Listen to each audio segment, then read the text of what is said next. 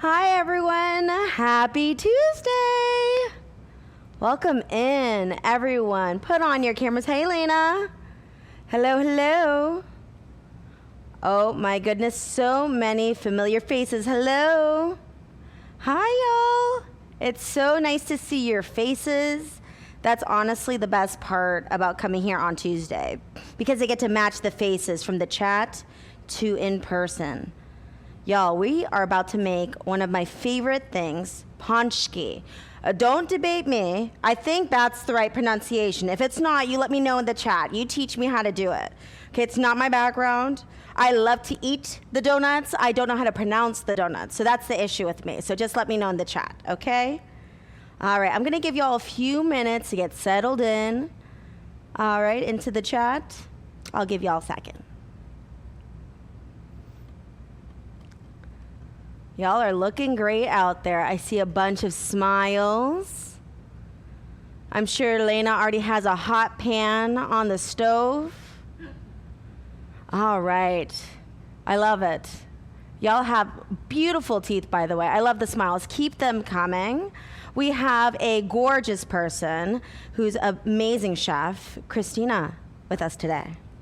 I'm so happy to be back. It's been a minute, but I love homemaders. So I'm happy to be, and also donuts. Like two things that I love. So happy to be here. Donuts make us go nuts here in the homemade kitchen, for sure. Usually we're gonna start running right after when we finish all the recipes, because who doesn't want a donut after a hard day of work? Okay, you deserve it. At least that's what I tell myself every time I get a donut. I deserve this donut. I worked hard for this donut. Let's have a donut. So the pohnch-kee, a lot of people may not be familiar. It's just a more dense and rich Polish donut. So it's usually filled with custard or jam. It's very similar to like a brioche-like donut.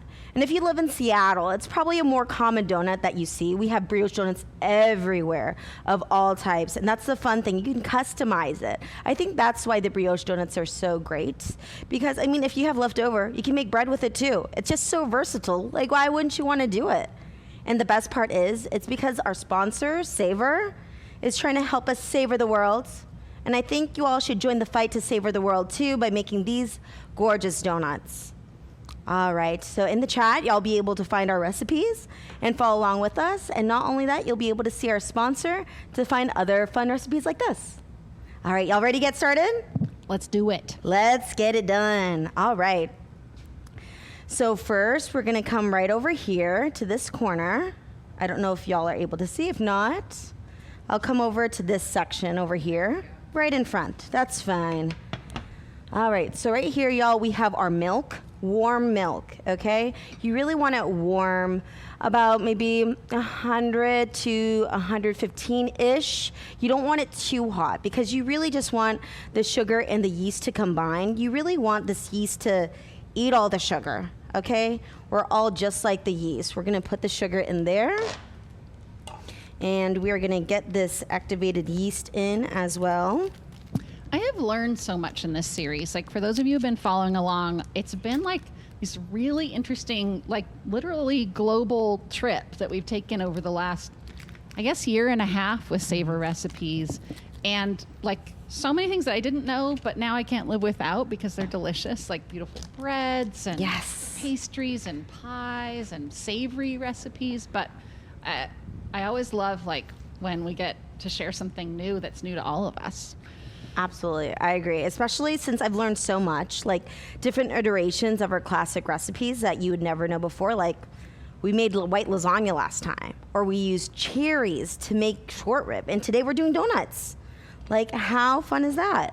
So we're gonna wait for this active yeast to come together, right? So you should get it really foamy in about 10 minutes. It should be nice, warm milk. The yeast should be eating the sugar. So you should see like a nice layer of foam. So that's what you're looking for. But as that's going on, we're just gonna get our milk nice and hot for the next part, which is our custard, as we wait for that to come together to make our dough. All right. Y'all remember last time when the induction burner betrayed me? Not today. We're friends today, y'all, and we're gonna make it happen. All right. So we got our induction burner ready. In our pan, we're gonna put milk right in there. And what we want is this milk to be nice and hot, but not boiling hot. You don't want when you make the custard, right? Custard is just like almost sugar, milk, eggs coming together as one, as a sweet treat that goes along with your donut. But if you make your milk too hot, that's when it becomes scrambled eggs and sugar. Nobody wants scrambled eggs and sugar, unless you do. That'd be a little weird. So like, how do you, like, say you're a detail person, like, how do you know that it's hot enough? Like, what's the number? Like, warm enough, hot enough? Yes. You want it like medium heat. You don't want to go too far. You want it medium heat. You really want to be attentive to this. So you don't want to like step away too long. Leave yourself about 5 minutes of grace with medium heat, because then it'll boil, right? So you don't want it to boil. I would say just watch it as closely as you can, because while you're making your milk hot, you actually have a few things to do as you're waiting to do that. So that is how you can catch yourself without making it super hot. So right over here we have our bowl. We're going to combine cornstarch and sugar together. There you go. We're just going to mix that up real good. All right. Get all that cornstarch. And then after that, you're going to add your eggs. Look at those gorgeous yolks, y'all. I like to use farm-raised eggs if possible, just because you get like that nice color. But if you're not into that, you can always add a little turmeric. Surprisingly, it could add a little color, and it doesn't add that strange root-like flavor if you want to do that. But I like to have like really gorgeous farm-raised eggs if possible. We're gonna add a little vanilla extract to that as well. And we're gonna leave the butter aside for a second. So we're just gonna mix this together. Of course, you can use a whisk if you want. I also like to use a fork. So we're gonna just do that real quick. All right. My mom really didn't bake a lot at home, so we used to use a fork all the time. I know that sounds silly. You should use a whisk, obviously. But my mom used to not bake. So I would try to learn how to bake at home, and I would just use a fork. Have you had pohnch-kees, Christina? No, but I will travel for specialized regional American food. Ooh. And this, like, the roots of these donuts are in Poland. Yeah. And what used to be larger Poland. But what I love about these is that you can't find them everywhere. Yeah. They're in the communities where Polish folks and families like emigrated and settled. Yeah. And there's always something kind of special about that, where you can't get it on every corner at Starbucks. Like, that always makes me feel like I'm on the hunt for something special. So I have not, but I will later today in a few short minutes. If anyone knows a Polish bakery, a Polish restaurant in your area, drop it down below. Let us travel to those places. We want to see what's going on around town, especially having our own. We're making it from scratch, but I'd love to see what the other chefs are doing out there. Yeah, Michigan showing up. And nice. Yeah, that's definitely one of the hot spots. Michigan, I think okay. Illinois. Yeah. So yeah, if you know the hookup, and there's even like a restaurant link, a bakery link. So Ooh, gorgeous. Okay, New thanks, Palace John. Bakery. Thanks, New John. Palace Bakery. Love. Thank you, John. I love the recommendations, y'all. Keep it coming. Oh, Steph, that makes sense. Cleveland, Pittsburgh. Okay. Yeah, love it. Yeah, I could see that. That's freaking awesome, y'all. I can't wait. Now I'm going to put all of those on the map, and I hope to meet you all one day. You think we'll ever cross paths? Maybe one day? All right, so our milk right here, if you look, you have a good indication usually is you have little bubbles on the sides here, like tiny, tiny little bubbles, and you see a little heat come off, but it's not boiling. It's not even close to simmering. It's just enough so that way you could slowly combine with your cornstarch mixture. So you really just want that cornstarch and sugar to combine well with the egg yolks.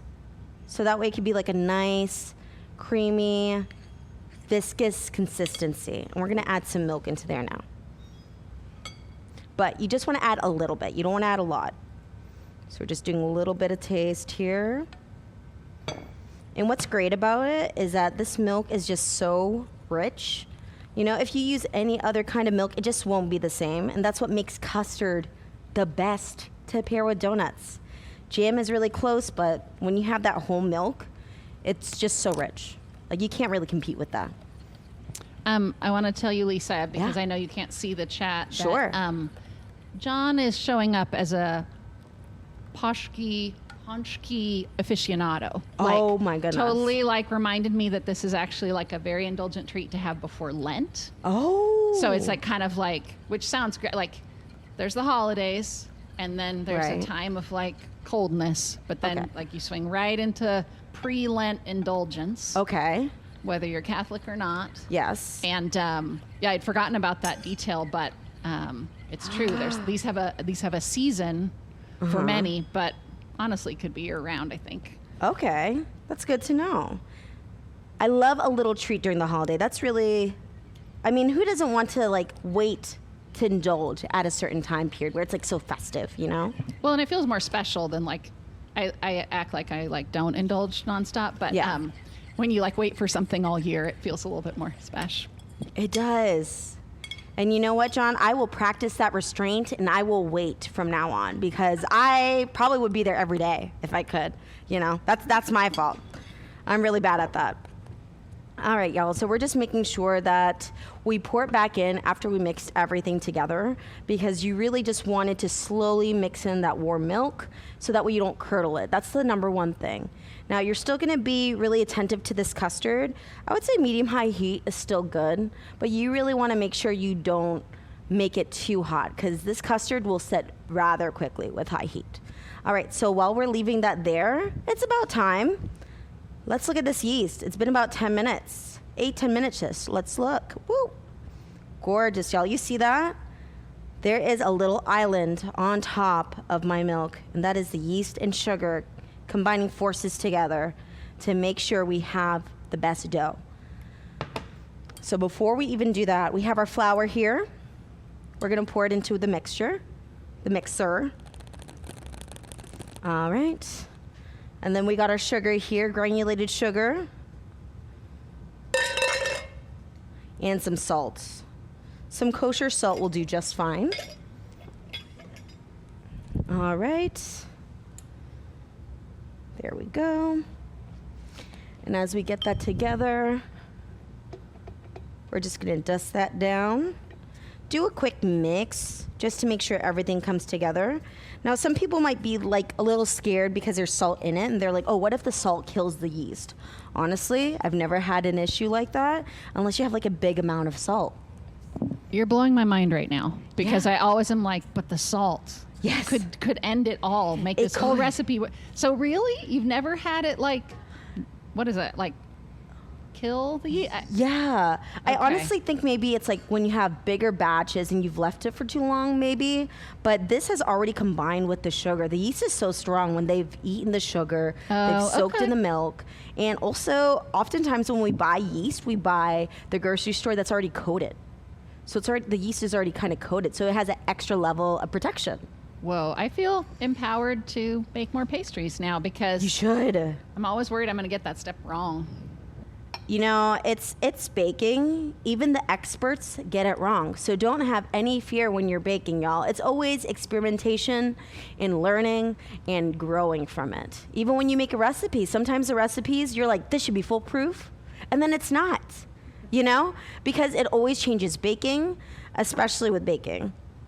Sometimes you need stuff warmed. Sometimes you need things room temperature. Sometimes you need things cold.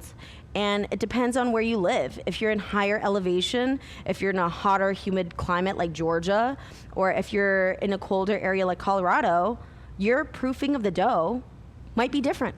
It might take more time or less time. All right, we just put in that warm butter that's been melted, and we're adding the egg yolks and the single egg. And now just a little bit of vanilla extract.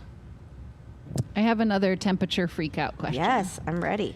Do the yolks need to be cold or hot or feeling special in some way? I don't believe, not for this particular recipe. In some recipes you really do.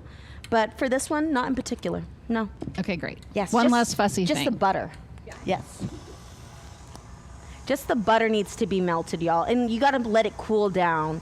Because once it interacts with the eggs are just fussy. You know, they're very delicate creatures and they will curdle. They want to be scrambled eggs all the time. I think that's it. That's their destiny. Destiny. Yeah, it's their destiny. Yeah, they're fragile, but they can do a lot. Like, what can't eggs do, but on their terms? Yeah.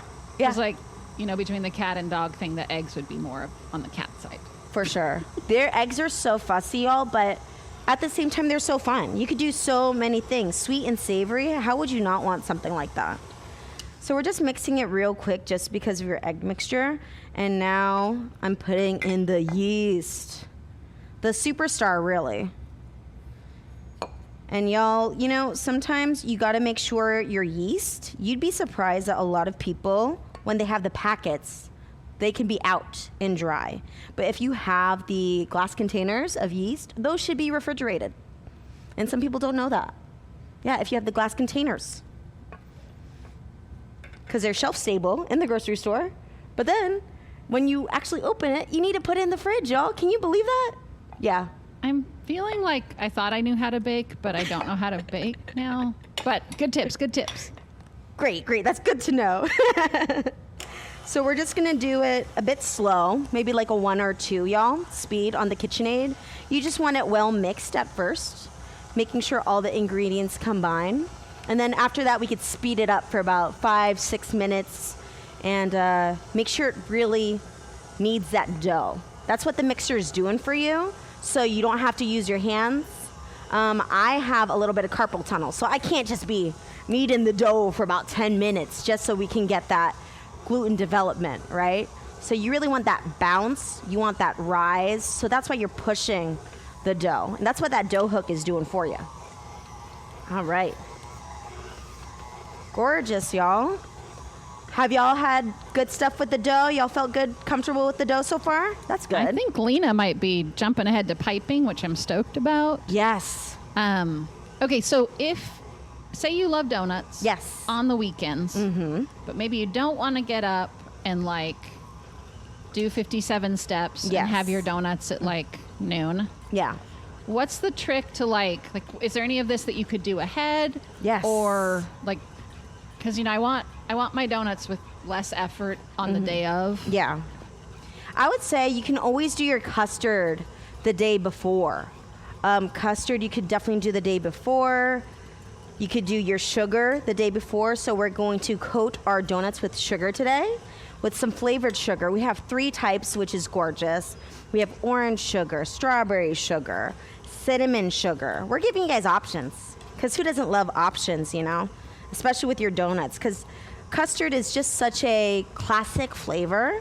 But there are times when you want to give your guests some options, and it's interactive. If you're doing this with family, your kids can dip the donuts in the sugar. How fun is that? They can mix all the flavors together, and it's gorgeous. It's just kind of fun to do. So you could do the custard, the sugar ahead of time. Technically, you can do the dough ahead of time, but you really have to have a very, very cold fridge to prevent the dough from rising anymore. So that's just a little bit more advanced if you do want to do that. So after you're done with your second proof, you want to put it in the fridge, and then the cold will stop the proof. And then it'll like wake up in the morning when I wander You just out to take the it out. kitchen? Yeah, take it out for 30 minutes, and it cools down to room temp, and you're ready to fry. Can you believe Whoa. that? I'm going to try that out this weekend. You should. It's my favorite part.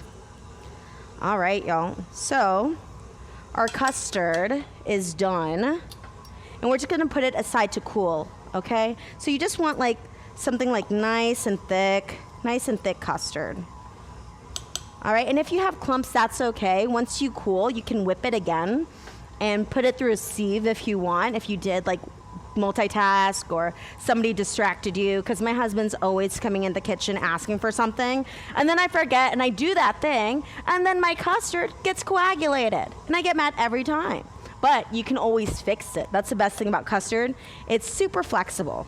So we're just gonna put it aside to cool, y'all. So I'm just gonna put it on this rag here and let it cool. All right, y'all. So with the dough, every once in a while, just lift it up push it down, gather the ingredients. As long as you washed your hands, you don't really need gloves. You could just get dirty in there, push it around. It should be like a light, like a shapeable dough. It should still be moist, and it shouldn't be like too crumbly. So this is almost there. If you see that it's nice and moist. All right, so we're just gonna pull everything down so that way it can mix a little better. All right, and then after that, we're gonna let it mix maybe 4 more minutes, and then we're gonna let it proof in the oven. I get some questions in the chat about, I'm ready. you know, slipping a little whole wheat in there or other Ooh. flours, like with a dough like this that's so rich. Yeah. Can you do that, or is Yeah. that like not a good idea? I would say be careful with having different flour and different doughs. So different flour can absorb moisture rather quickly. So the ratio might not be the same, and you might not get the same consistency, the same bounce that you would. Your gluten development might not be the same too. Sometimes they have high protein, low protein, so you really don't want to mess with that. But I would suggest maybe go on Savor Bites and find a recipe with whole wheat. I'm sure they can direct Oh you yeah, to maybe something cool. Savor Recipes has one. That's a good idea. Yes, Savor Recipes probably has a bunch of different recipes that can cater to you if you're gluten-free or if you want to be healthier. They definitely have some great recipes there that you can be creative with. Good idea. Yeah, they Yes. do have so many recipes, and Yes. when I'm really stumped, I'm like, I have a zucchini Mm-hmm. and 2 slices of pepperoni Yes. and an egg. Like I can go and like find the thing that's going to actually make that into a meal, which I love, or Yes. recipe. My friend likes to direct me to TikTok. Unreliable. Don't be tricked by TikTok, okay, you guys? I don't know what they do with these recipes, but they'll be like, oh, you just need 1 egg, a cucumber, and some cheese, and it's a cream cheese donut. It's not. That's a trick. I'm not going to be tricked, Christina. I have been working for 6 months to get my beautiful daughter to not get medical advice from TikTok. Very similar. Yeah.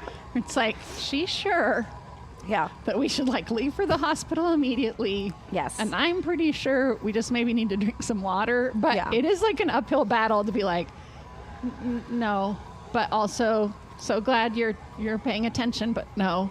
So I feel like cooking's the same, where it's like it all looks so fast, but I think that's like an edit. Oh, absolutely. It's so scary, y'all. I don't know what it is with TikTok, but my little brother is always texting me because I used to be a paramedic. So he would be like, hey, am I going to die? I ate lunch meat. And I was like, if that's the case, I would have already been dead. I ate lunch meat every day on that truck. Like double time. Mortadella was my breakfast, lunch, and dinner, Christina. mortadella. So I would have been gone like a light. And Protein, nuts, healthy fat. our dad fed us Vienna sausages instead of formula. I mean, I would have been gone, y'all. If that's the case, TikTok is so wrong. How could they do this to us? It's scary.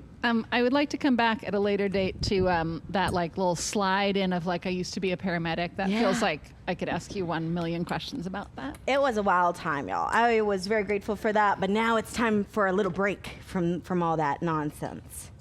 All right, y'all, look at this dough. I just have to show you. It's so beautiful. It's so golden. It's golden. It's moist. Can we get a close-up of this? I'm short, y'all. I'm 5'1". Maybe I added an inch. But still, look at this. So it should be a nice pull. Should be moist, pliable. Shouldn't be dry. You don't see any crumbs underneath me. That's your dough. All right. We're going to put it in and cover it up.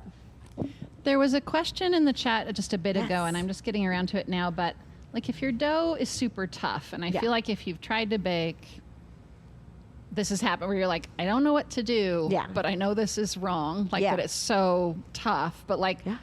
what do you do at that point? Do you start over? Is there some? Can you add something like? Yeah.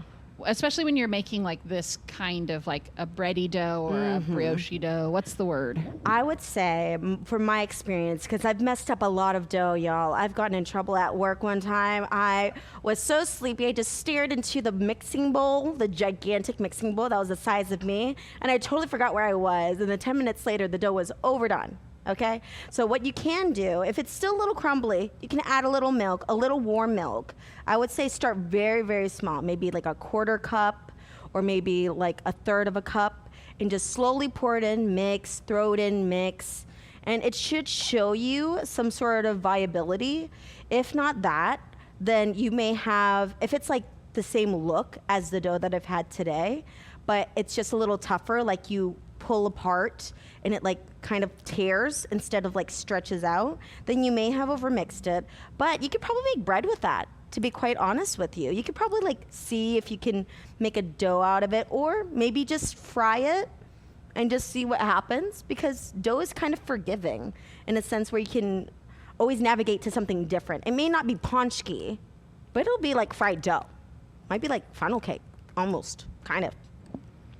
So it sounds like the most likely culprit of it being super tough is that you were tired and you let it go too long, kind of? Yeah, so you overmixed it. Overmixed it. Yeah, and you at that overmixed point, it. you just have to get creative and fry it, which I love is like a solution to so many things. Yes. But, okay, good Yeah. tip. And then if it's like not coming together or it's weird in that way, you can add more milk. Yeah, you can add Okay. more milk. If it's crumbly still, or if it's dry and you still feel the flour in between your fingertips, you can go ahead and add a little milk and see where you can go from there. But I always say start with the least amount of milk and then gradually go up from there. Because if you put too much, then it gets sticky. It becomes Play-Doh. And at that point, you can give it to your kids for Play-Doh. You know? How did you know when it was enough? Like, Yeah. was it like, did you set a timer or like? So you should at least do about 8 minutes. So the first 2 minutes, it should be a dry mix, right? You're like mixing to combine all the ingredients together. Then you put your wet ingredients in there for like another 1 or 2 minutes, just so it can combine. You see that they're all coming together for one mission. After that, you go to 4 or 6 on your KitchenAid, right? And you're mixing it at like medium speed. If your KitchenAid is shaken, that's probably too far. You should probably go back to 4. And then it'll come together. It'll at first look like a crumbly dough, right? Trust it. Don't do anything else. Don't add anything else. Just trust your mission.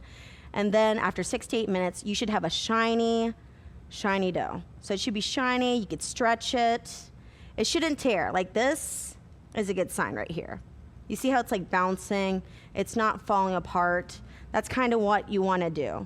We're not doing anything like the window pane test, which usually people do, right? Which is kind of like you tear a piece of dough, you stretch it out, and you kind of like shake it down with its own weight. And then it'll kind of give you like a sheen, and you look through it, and it's like a window pane because it's like clear. This one, 8 minutes, you're just wanting just enough gluten development to know that this dough will be able to proof because you've given it enough gluten development. So that's what you're looking for. I would Yes. subscribe to a helpline where you're just available on like Sunday mornings for me to be like, but is this shiny enough? And yeah. Yes. Yeah, do it. And I might not give you the right answer, but I'll give you an answer that I know. And it might change from experience to experience, so don't sue me. Just know that I'm trying. So we're gonna start trying to proof this in the oven, y'all. The oven should be off. You just throw it in there. The oven is warm enough. You proof it for about an hour, 2 hours. That is what you hope to do, okay? 2 notes. One, Yes. that bowl is so foxy. When we were making the second season of our TV show for Homemade, Yes. oh my gosh, be careful, don't burn yourself. KitchenAid sent us as a lovey gift like a bunch of different bowls, and I had no idea that they existed, but like clear bowls I and know. ceramic bowls and like flowers. Like I was like, it felt problematic. Like, oh my gosh, look at that. It's wild, y'all. You want the reveal? I took it off too quickly. I should have done this. Hold on. Let's rewind. You guys, look. Whoa. Wow. Gorgeous. That's the dough. It was half this size, y'all. It was a little baby dough. And then you blink. It's like your kids. It's like my niece and nephews. They were little toddlers. Now they're little teenagers that don't talk to me. But it's okay. This dough will talk to you, though. Look at it. It's gorgeous. So you're just going to press out the air a little bit. You just want to squeeze it out just a tiny bit so you can play around with it. That's the best thing about baking is as serious as it is, you want to be serious with your measurements and temperatures. But other than that, you're playing. Release your inner child with this dough. Look at that. How gorgeous. Whoa. I know. I love that advice. Be serious with the measurements. Yeah. But have fun with the rest. Have fun with the rest. So you can use a cutter if you wish. I'm just going to play with my hands, and just kind of squish it out and make it kind of like a circle, because why not make it a little rustic? You can get a ring mold cutter if you wish.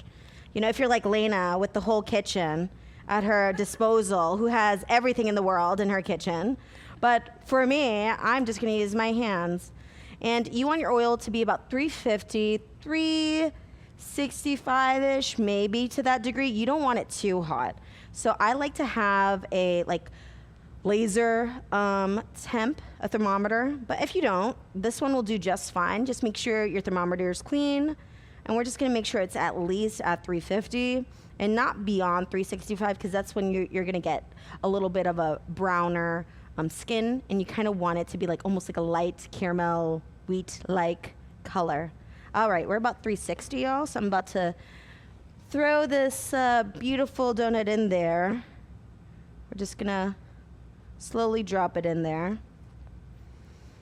Gorgeous. Look at those bubbles, y'all. And I don't know about y'all, I love a jammy. I like to combine my jam and custard donut, and it might be sacrilegious, but I make a sandwich.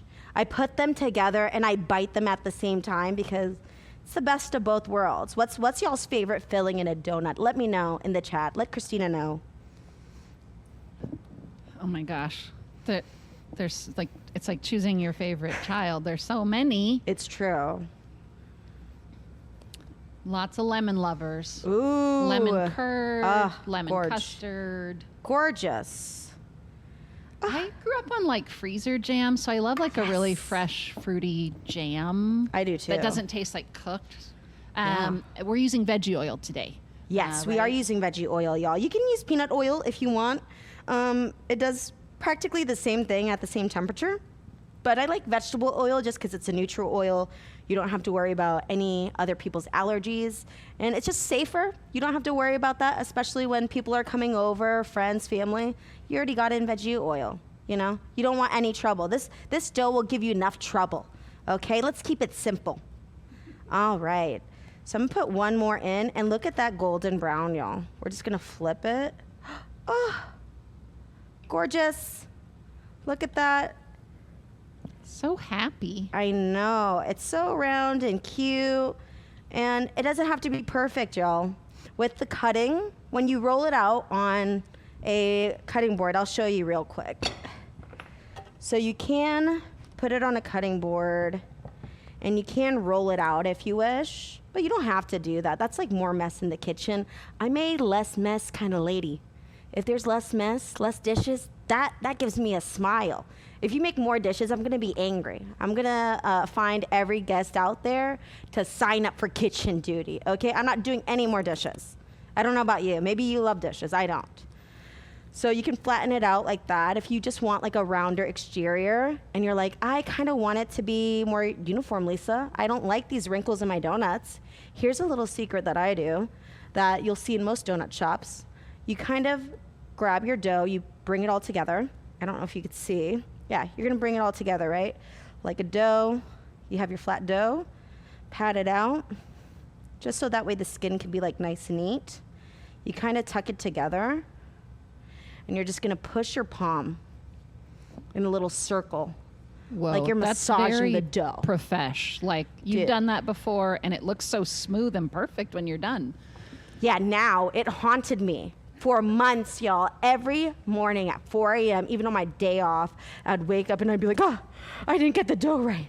But look at this. This was when you were making donuts. Yes. Every day in the middle of the night/morning. Yes. And look at that, That's y'all. perfect. It's round. It's shiny.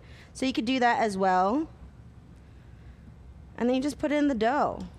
So we're going to start scooping these out.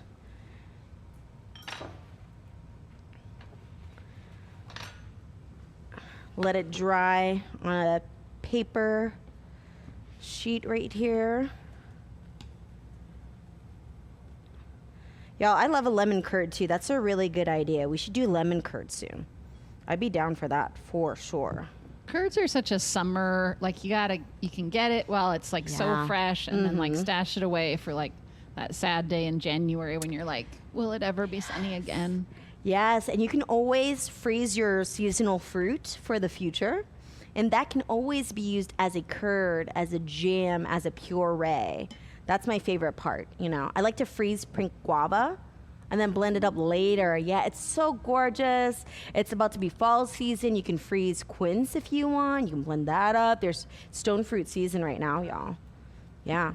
Okay, Steph has some very foxy looking pohnch-kees in the chat. Look at gorgeous. Those puppies.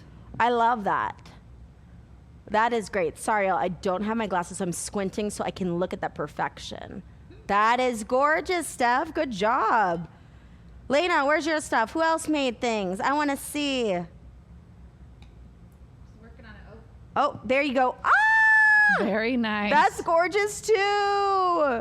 Y'all are so talented. And Steph has that nice brown exterior. Lena already coated it with some sugar. Y'all are embarrassing me low-key, so I don't want to talk to you anymore because I'm not even there yet. That's another level of talent that I can't compete with. Look at that. All right, y'all, we're just taking these out. And I'm just going to get our custard into a bowl real quick so we can pipe it. So here's the secret. You can get a quart container or a glass and just kind of get your piping bag in there and just push it down. I don't know if y'all can see. So have a regular glass. You put your piping bag or a Ziploc bag, whatever works for you guys, whatever you have at home. And then you're just gonna flip it over, make sure it kind of covers the outside. And we're just gonna scoop it in. And you don't wanna fill it too much, y'all. You still have to tie the piping bag so you can have a little pressure with that as well. So don't do it too tight. And another good one is you might be like, there are a lot of bubbles in my piping bag. Just shake it down with some force. There you go. Why does that feel so dangerous? Like, I know that you haven't cut the tip, but it feels like a kitchen disaster could happen at any moment, like Parent Trap style or something. But I don't know. Don't cut the tip yet. Feels brave. Don't cut the tip. It's all right. You can also do it in a dainty way where you use like a spatula and you push it against this, right? So you have it down and you push it against. You could do that. That works too.